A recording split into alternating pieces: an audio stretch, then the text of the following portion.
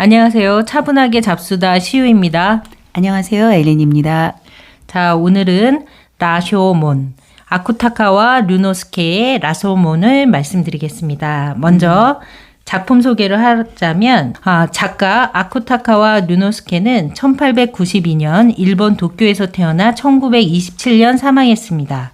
일본 근대 문학의 대표적인 작가로 독특한 테마와 세련된 수법, 예리한 통찰력으로 어떠한 운동이나 경향에도 속하지 않는 아쿠타카 류노스케라는 독자적 장르를 창조했으나 35세에 막연한 불안으로 자살했습니다.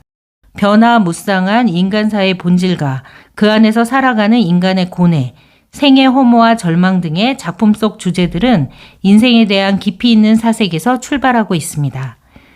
이 작품 라쇼몬은 그의 35개 단편 소설의 제목이기도 하고 단편집 속에 있는 한 개의 작품명이기도 합니다.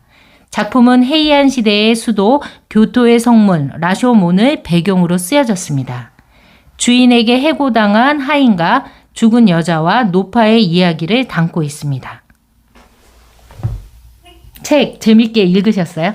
뭐 너무 짧아서 그렇죠. 너무 짧죠? 단편소설? 재밌다기보다는 그냥 현실? 네, 현실? 그냥 팩트를 알려주는 그냥 책이었던 것 같아요. 그 당시에 그냥 분위기? 기괴하지 않았나요? 분위기가? 글쎄요. 그 정도까지. 네. 저는 처음에 읽으면서 되게 기괴하다. 이런 장면, 시체에서 머리카락을 뽑다니, 막 이런 생각을 했거든요. 그 당시에 먹고 살려면 그럴 수도 있었겠다 그냥 싶었어요. 전쟁이 끝난 다음이었나? 전쟁 통이었나? 어쨌든. 그래서 오히려 도리언 그레이의 초상 이런 것들이 이렇게 이상하다. 분위기가 좀 오싹하다. 이런 느낌이 들고 이런 거는 그냥 되게 현실적인 이해할 것 수 같아요. 있는? 네, 이해할 수 있는 내용이었던 것 하기야 같아요. 전시라든가 아니면 어려운 상황 속에서는 충분히 여러 가지 일들이 발생할 수 있겠죠. 그렇죠. 그래서 이런 걸 보면서 그런 생각을 할 것 같아요. 어린 친구들이 읽다 보면 윤리는 뭐지? 도덕은 뭐지? 그렇죠. 이런 식으로 너도 그랬으니까 나도 그래도 되겠다. 이렇게 된다면 뭐 윤리나 도덕 이런 거는 뭐 아무것도 아니게 되겠구나. 결국엔 정의란 무엇인가처럼 그냥 여기 이래도 되고 저래도 되는 어떤 기준선이 없는 그렇게 생각할 수도 있겠구나. 그렇죠. 잘못 생각하면. 하인이 처음에는 그 도둑질을 하고 살아야 하나에 대해서 굉장히 갈등을 하잖아요. 네. 그래서 거기 그게 나오잖아요. 굶어 죽느냐, 도둑질을 하느냐 하는 문제를 새로 끄집어낸다면 그는 아마 아무 미련 없이 굶어 죽는 쪽을 선택했을 것이다. 처음에는 여기에 더 마음에 어떤 그 마음을 그쪽에다 두었다면 이 노인들 노파를 만난 다음으로는 뭐 나도 어때 이렇게 그렇죠. 된 거잖아요. 그러니까 어떻게 보면 청소년들이 잘못 읽으면 잘못 해석할 수도 있을 것 같아요. 하지만 이게 또 현실이라는 점이 있는 거죠. 그래서 저는 여기에 그냥 뭐 다른 거를 논하기 전에 재미있는 부분이 있어서 강한 호기심이 이 사나이의 후각을 마비시킨 것이다. 그 시체 냄새. 네. 예. 그러니까 얼마나 그 시체 냄새가 역한 거겠어요. 근데 그거를 마비시킬 정도의 호기심이라면 역시 인간은 호기심이 다른 동물들보다도 더 강한 것이 그 인간의 호기심이 아닌가 싶어요. 그 호기심으로 어떤 정말 궁금한 거 그거에 대한 강렬한 열정이 있다면 정말 이 세상 모든 아이들이 공부를 잘하지 않을까 그런 생각이 들었어. 그게 또 이거 읽으면서 공부랑 또 연결이 되니 대단하시네요. 아니 왜냐하면 후각을 마비시킬 정도의 호기심이니까 굉장히 강렬한 거잖아요.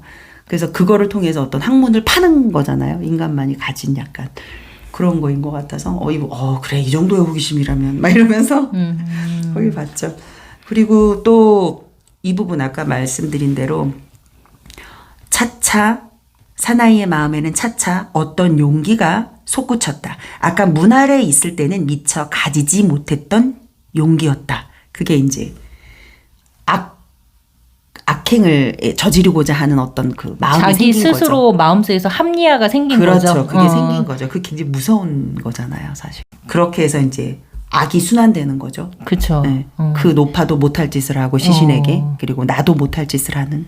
그러니까 여기에서 나온 그 인물은 죽은 여자 그리고 죽은 여자가 생전에 했던 일이 뱀을 생선으로 생선이라고 해서 속여서 팔았다고 팔았다고 했죠. 했죠. 그러니까 노파는 그런 여자한테는 악행을 해도 돼 하는 합리화를 시켜서 그 죽은 여자의 그쵸. 시체의 그 머리카락을 뽑아가며 사는 거고 또 하인은 저런 짓을 하는 노파한테는 어떤 악행을 또 행해도 된다는 그런 합리화로서 자신의 도둑질을 또 정당화하는 거죠. 여기서 또 그 노파가 또 이런 말을 하잖아요. 나는 이 여자가 한 일을 나쁘다고 생각하지 않아. 이렇게라도 하지 않으면 굶어 죽게 생겼으니 어쩌겠어. 나도 이런 이치를 이 여자도 잘 알 테니 아마도 내가 하는 일도 너그럽게 생각해 줄 거야. 그래서 뭐 어쩌겠어? 도리가 없었어? 뭐 이런 거. 그냥 그런 변명을 하니 용기가 가지게 된 거죠. 그 하인이 용기를 가지도록 한 거죠. 근데 사실은. 저는 이제 이 분위기나 이런 거를 보고 이제 기괴하다, 기묘하다라고 느꼈는데 엘리님이 아 그럴 수도 있다라고 그러셨잖아요. 저보다 먼저 더 합리화가 되신 건가요? 악행? 네, 그래. 인간이 이런 상황에서는 그럴 수도 있지. 아 그래요? 네, 그냥 그렇게 쉽게 느껴지더라고요. 그러면 저보다 도덕적인 그 장벽이 더 낮으신 낮은가 거예요? 봐요. 그런가 봐요. 그런가요? 그런 것 같아요. 그리고 이 소설은 굉장히 너무나 짧은 거라서 이 노파의 마음이라던가 혹은 이 하인의 그런 것들을 아주 자세하게 설명해 주지 못했고 이전 상황이라던가 또 그런 설명이 없기 때문에 그냥 저도 단순하게 그냥 생각을 했죠. 이 노인도 이랬으니까 하인도 이럴 수 있지. 이렇게.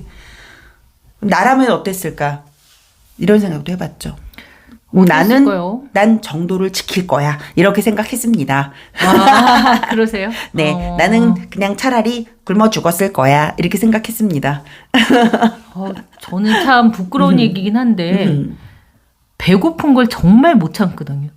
저도 그래요. 아니 우리 신랑이 저를 이해하지 못하는 것 중에 하나가 신랑은 맛있는 게 있어도 아이 것을 더 많이 챙겨놓는 사람이에요. 저는 맛있는 게 있으면 먹어요. 다르잖아요. 먹고 사는 것에 대한 문제잖아요. 전 도둑질 할 수 있을 것 같아요.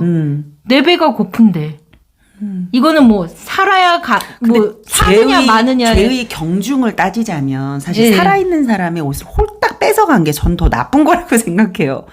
죽어있는 시신의 머리를 하나하나 뽑아서 가발을 만드는 건 이미 죽었잖아요, 그 사람은. 사실 그게 너무 추해서 그렇지. 그쵸. 이게 저는 죄의 경중을 따진다면 그렇죠. 저는 하인이 더 잘못한 것 같아요. 그렇죠. 그렇게 생각했어요. 노파는 추위에 죽을 수도 있는 거고. 그러니까. 아니면 그렇게도 생각했죠. 아니야, 저거 가발 만들어서 팔아서 옷을 살 거야. 또 이런 생각도 했죠. 엘림쌤이 가만 보면 되게 인도주의자야.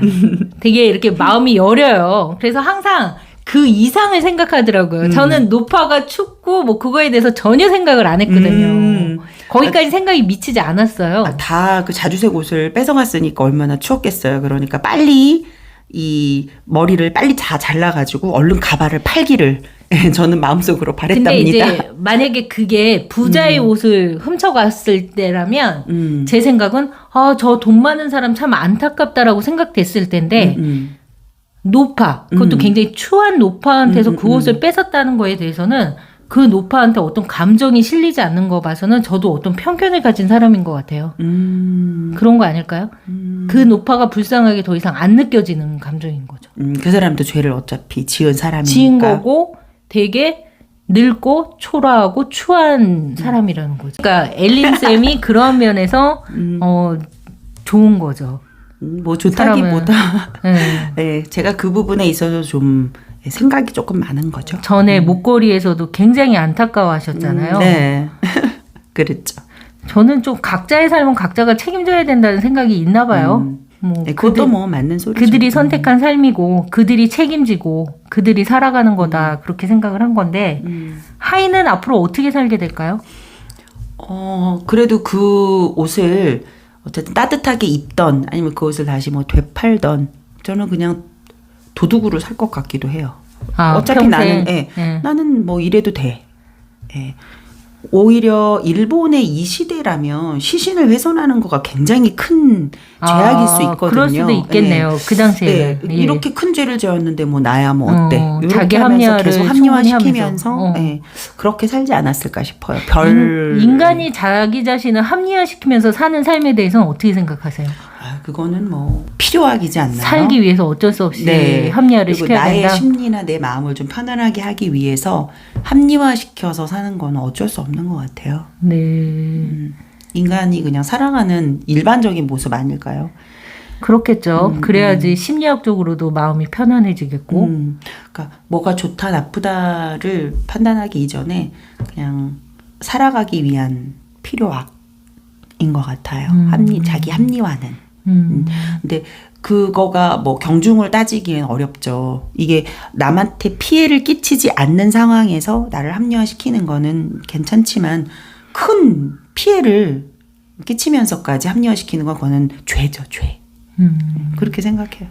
그렇다면 여기서 라쇼몬에서 이 작가가 보여주고자 하는 그 악의 고리나 그 연결은 다소 약하지 않았나도 싶어요. 네.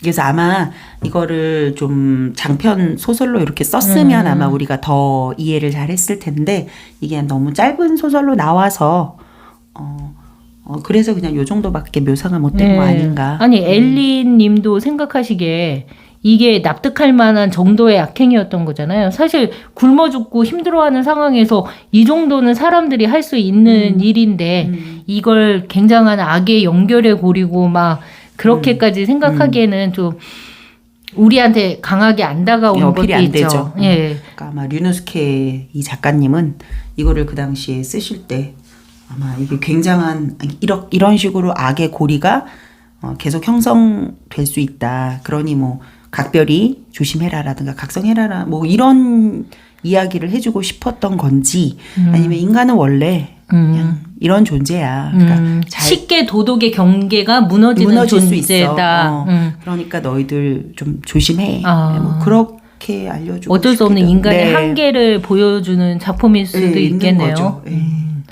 그런 거 보면 그 인간이 뭔가 잘못을 해서 교도소나 그런 거를 가게 되는 게 더 인간을 쉽게 죄의 길로 더 빠지게 하는 그런 길일 수도 있는 것 같아요. 그렇죠. 그래서 제가 아까 전에 말씀드린 게 남한테 피해를 끼치면서까지 자기 합리화를 시키는 것은 이제 죄가 되는 거죠. 그러면 노인은 죄가 아닌데 결국 하인은 죄를 범한 게 되는 거예요? 제가 그래서 아까 그 경중으로 따지자면 그게 큰 거라고 생각하는 거죠. 뭐 어떤 사람은 그렇지 않을 수도 있죠. 어떤 굉장히 뭐 유교적인 그런 사상을 갖고 있는 사람은 그 시신의 어떤 그걸 훼손시키는 거 일부분이 굉장히 큰 죄다라고 생각할 수도 있죠. 근데 제 입장에서는 산 사람의 것을 빼앗아가는 것이 더 죄라고 생각을 하죠. 제 입장에선. 네. 이 류노스케 이 소설이 원래 라쇼몬이라는 그 단편집 전체 제목도 라쇼몬이고 오늘 우리가 얘기했던 라쇼몬도 작품명이 하나잖아요. 저는 라쇼몬 이거를 잘못 쓴 줄 알았어요. 진짜 프랑스 두 가지로 건 줄 알았어요. 얘기하더라고요. 라쇼몬. 누구는 라쇼몽으로도 또 얘기하더라고요. 근데 이 안에 덤불숲이라는 작품이 있는데 이 작품도 되게 이렇게 얘기할 거리가 좀 많은 작품인 것 같아요. 나중에 시간이 되면 덤불숲. 예, 네. 그거에 대해서 이게 일본에서 라쇼몽이라는 영화로 만들어졌는데 이 단편 소설 집에서 덤불숲하고 라쇼몬 두 개를 이제 해갖고 만든 영화라고 하더라고요. 네. 영화로 되게 있으면 영화로 보게 되면 좀 더 우리가 좀 깊이 있게 생각해 볼 수 있겠네요. 이 리노스케 작가님의 그 어떤 예, 세상을. 영화가 상당히 잘 됐다고 하더라고요. 예, 한번 기회가 되면 보면 좋을 것 같아요. 한번 보겠습니다. 네. 자, 오늘은 이만 하고 다음 기회에 뵙겠습니다. 네. 안녕히 계세요.